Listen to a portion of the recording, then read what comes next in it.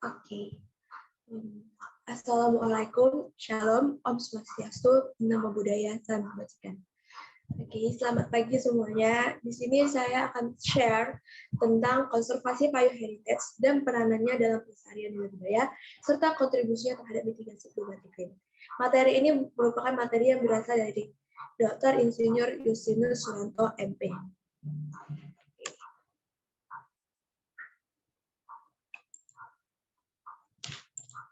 Sebelumnya, di sini saya akan memperkenalkan diri saya terlebih dahulu. Nama saya adalah Fanny Elizabeth. Lalu di sini saya tidak sendiri, tetapi tim saya adalah ada Isna Kamila, Lali dan Gunarsi. Oke. Yang pertama saya ingin memberi pengenalan tentang kayu heritage. Di sini ada fun fact-nya. Yang pertama itu adalah konservasinya kurang diminati. Jadi konservasi kayu heritage ini cukup jarang diminati, dan saya bangga sebagai warga negara Indonesia karena Indonesia merupakan satu-satunya yang menekuni untuk konservasi kayu heritage ini. Dan yang ketiga adalah kayu heritage ini penting dalam dunia kebudayaan untuk mengembangkan kebudayaan yang harusnya para generasi selanjutnya bisa mengembangkannya lebih baik sehingga generasi di masa depan juga dapat menikmati kebudayaan-kebudayaan itu. Jadi jangan sampai kebudayaan itu mati. Dan kita bisa mengembangkannya dengan kayu heritage. Oke. Pertama saya akan memberikan di sini arti dari kayu kebudayaan. Kayu kebudayaan itu adalah kayu sebagai material budaya, yaitu merupakan alternatif terhadap tanah liat, terakota, batu, bata, keramik, kulit binatang, tulang, garing, dan logam. Tapi materialnya ini rentan terhadap kerusakan. Jadi rentan kerusakan mungkin bisa disebabkan oleh organisme-organisme lain seperti serangga, jamur, dan yang bisa membuat kayu heritage ini rentan terhadap pelakuan. Namun kayu di samping rentannya itu, kayu heritage ini merupakan material terbaik. Yaitu mengapa demikian? Karena ekspresi seninya terbaik. Jadi kayu heritage ini mudah untuk mengekspresikan seni, yaitu seni ukir contohnya. Lalu mudah diperoleh, mudah dibentuk, sama seperti mudah diukir, sehingga dapat mengekspresikan seni itu dengan baik, mengekspresikan budaya itu dengan baik. Lalu mudah dikerjakan juga, dan keragamannya tinggi. Karena tadi mudah dibentuk, jadi inspirasi seni bisa tersalurkan di sana, sehingga kayu heritage ini dapat menjadi material yang sangat beragam, dan tentunya media terbaik untuk mengembangkan kebudayaan. Oke. Di sini saya akan menjelaskan tentang produk karya budaya seni kriya berbahan kayu. Pertama ada terestrial, yaitu misalnya berupa mebel, ukiran, patung, topeng, dan wayang. Mebel ini bisa berupa meja atau lemari misalnya. Jadi di samping menyalurkan kebudayaan melalui topeng, wayang, heritage ini juga bisa digunakan sebagai mebel. Di samping sebagai mebel, mebelnya ini bisa kita menyalurkan kebudayaan juga melalui seni ukirnya. Lalu ada sarana transportasi, bangunan adat seperti rumah bolon, rumah gadang, dan joglo. Lalu bisa dibuat sebagai alat musik seperti gamelan, gitar, kolintang, dan sapen, dan lain sebagainya. Produk seni kriya ini sebenarnya banyak sekali. Masih banyak lagi yang bisa kita kembangkan melalui seni kriya berbahan kayu. Dan di bidang konstruksi sendiri, seni kayu heritage ini terbagi menjadi dua aspek, yaitu ada aspek struktural dan aspek kultural. Aspek struktural ini adalah pola pembuatan, proses perangkaian terhadap kayu yang berperan sebagai elemen, komponen, bagian, dan unit bangunan. Sedangkan di aspek kulturalnya atau di aspek budayanya, di sini meliputi keragaman ornamentasi, dekorasi, serta pengerjaan akhirnya. Di aspek kultural ini terbagi menjadi dua, yaitu ada semiotika dan ikonografi.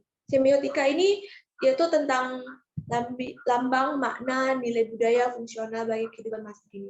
Kesepakatan komunitas dalam hal pelestarian langka. Kalau ikonografi ini lebih ke bendanya seperti topeng.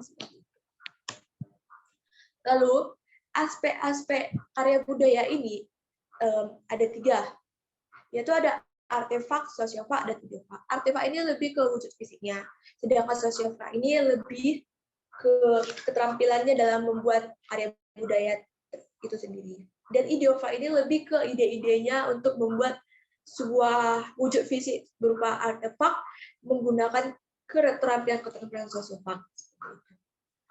Dan di benda budaya ini juga memiliki 2 aspek, yaitu ada tangible dan intangible. Tangible ini adalah kondisi fisiknya, sedangkan intangible ini adalah kearifan tradisional dan nilai-nilai budaya etnik yang tergantung pada kondisi fisiknya atau pada benda budayanya itu sendiri. Statusnya ada 3, yaitu ada heritage, potensi cagar budaya, dan cagar budaya itu sendiri.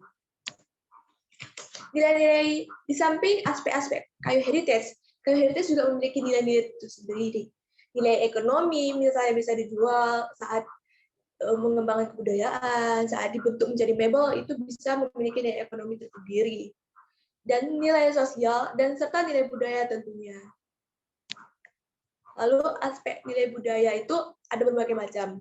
Ada keindahan, etika dan moralitas, kebersamaan, keserasian, kecendekiawan, dan kerajinan. Namun, seperti yang di awal tadi, fun fact-nya, konservasi kayu heritage ini kurang diminati. Tapi di Indonesia sendiri, ini cukup diminati dan cukup berkembang, yaitu dengan memberi perlindungan dan pelestarian baik secara alami maupun rekayasa demi mengupayakan perpanjangan kebudayaan artefak kayu melalui tindakan pembersihan, perbaikan, perawatan, serta restorasi dan pembubaran. Upaya konservasi kayu heritage itu juga bisa diawali dengan tindakan kegiatan kajian atau penelitian sehingga pelaksanaan kegiatan perlindungan dapat dipertanggungjawabkan secara teknis dan arkeologis, sehingga umur pakai kayu dan artefak menjadi lebih panjang sekaligus melestarikan nilai budaya. Jadi, kerentanan kayu heritage ini terhadap kelapukan atau kerusakan itu bisa kita konservasikan melalui ilmu pengetahuan dan teknologi sehingga kayu ini bisa digunakan lebih panjang waktunya, dan dengan itu konservasi kayu heritage ini akan semakin berkembang dan semakin diminati, tentunya dengan selaras dengan men-sharekan atau mengembangkan kebudayaan atau melestarikan kebudayaan itu sendiri melalui kayu heritage. Kajian konservasi kayu heritage ini mencakup orisinalitas bahan, wujud, dan dimensi, arsitektur, dan situs. Hal ini sesuai dengan etika prinsip konservasi serta peraturan perundang-undangan. Undang-undangnya itu adalah Undang-Undang Nomor 11 Tahun 2010 tentang cagar budaya. Jadi konservasinya ini sudah memiliki ketetapan hukum yang bisa membantu untuk mengembangkan kayu heritage itu sendiri. Lalu di sini saya bagikan keragaman etnik Indonesia. Indonesia ini fun fact-nya, Indonesia itu terdapat 778 etnik, sangat banyak sekali dan beraneka ragam. Yang nilai budayanya sangat-sangat unik dan wajib dilestarikan oleh kita. Di kayu heritage sendiri, melestarikan budaya itu bisa melalui patung seperti Asmat, Tanah Toraja Dayak, Nusa Tenggara, Bali, Jawa. Lalu bisa dibuat menjadi topeng, lalu juga bisa dibuat menjadi rumah vernakula, yaitu ada Korwai, Maluku, Tanah Toraja Dayak, Aceh, Minang, Lampung, Betawi, Bali, Jawa, Kalang, dan Indonesia.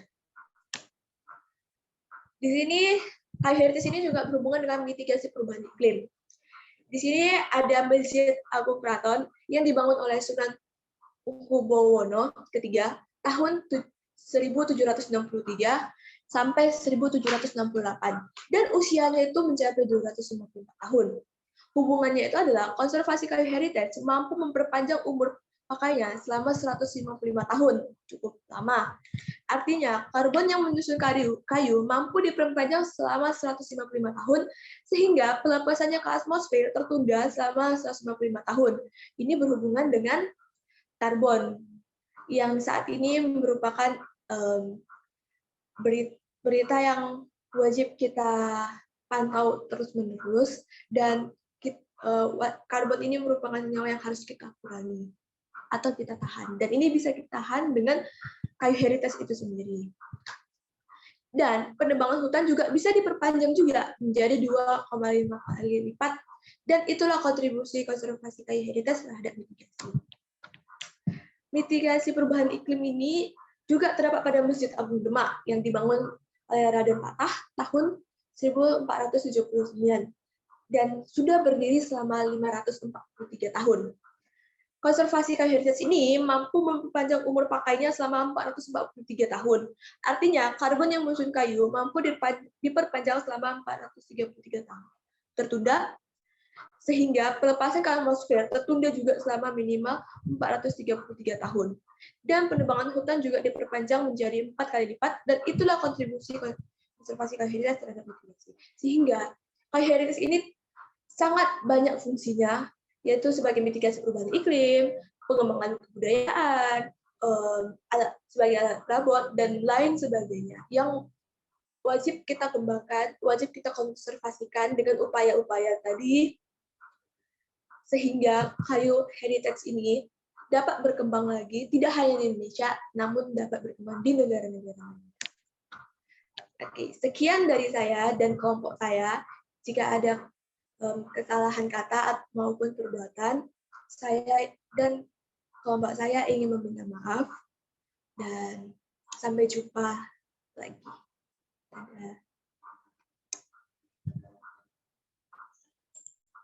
Terima kasih.